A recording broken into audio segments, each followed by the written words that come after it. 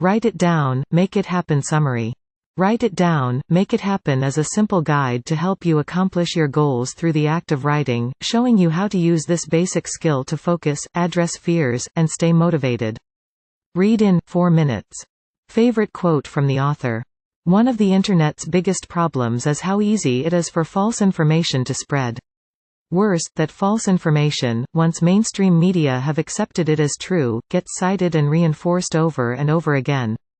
Case in point, the claim that only 8% of people achieve their New Year's resolutions. Dig a little, and you'll find it's unlikely to be true. It's easy to imagine that most people don't achieve their resolutions, but pinning down such a specific number without proper evidence is dangerous. Similarly, it makes sense that people who write down their goals are more likely to achieve them, but it's hard to say how much it helps. But today, let's focus on the fact that it does. In Write It Down, Make It Happen, researcher Henriette Clouser explains how you can use this technique to achieve what you want in life.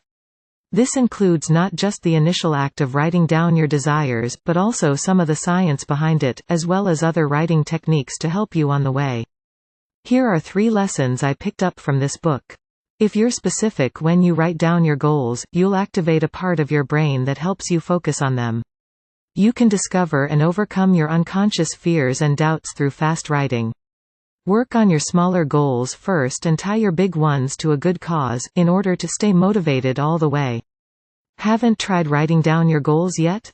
Failed on your resolutions before? Let's see if Dr. Clouser's ideas can help. If you want to save this summary for later, download the free PDF and read it whenever you want. Download PDF. Lesson 1. Be specific when writing down your goals to activate your ROS. Spread throughout your brainstem is a wide, complex web of connected neurons called the reticular activating system, or ROS for short. It is one of the oldest parts of our brain and takes care of several basic, but essential biological functions.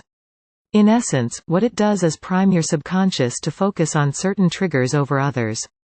It is the ROS, for example, that gets parents of a newborn to wake up at the slightest noise the baby makes, yet allows them to sleep through an airplane takeoff as long as their child remains quiet. If you've ever started noticing something more often after a friend pointed it out to you, like a certain kind of car or piece of clothing, that's your ROS at work. When you handwrite your goals down on paper, you're activating your ROS and telling it, focus on these things. After you've done so, your brain will begin to handle incoming requests, information, and messages differently.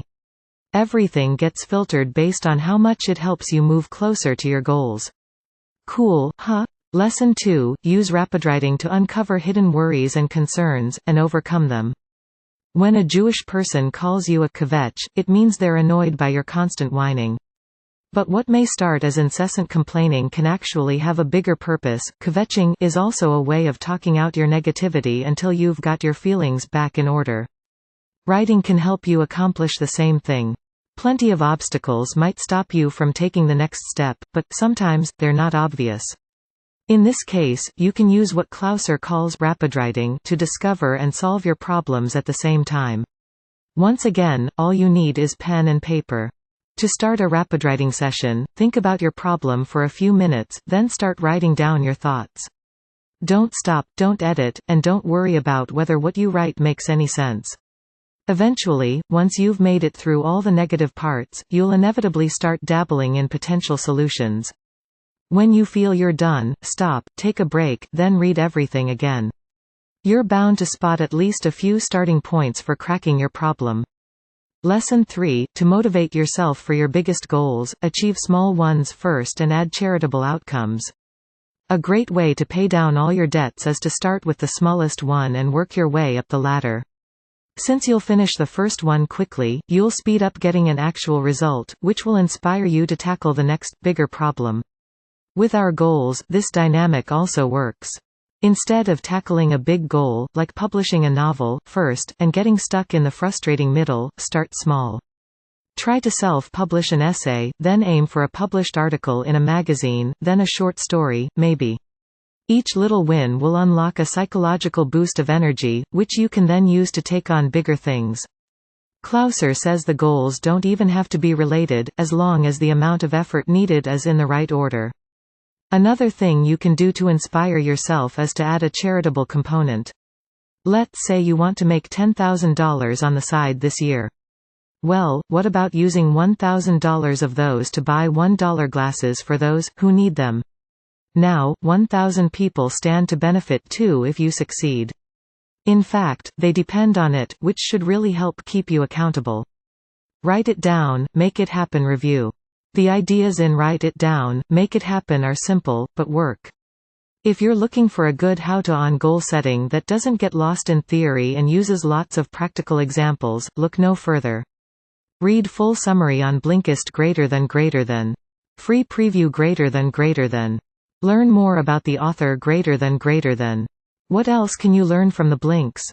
How famous football coach Lou Holtz used writing to accomplish 107 goals. Why 90% of planes are off course at least once during a trip. How to find fears you didn't know you had.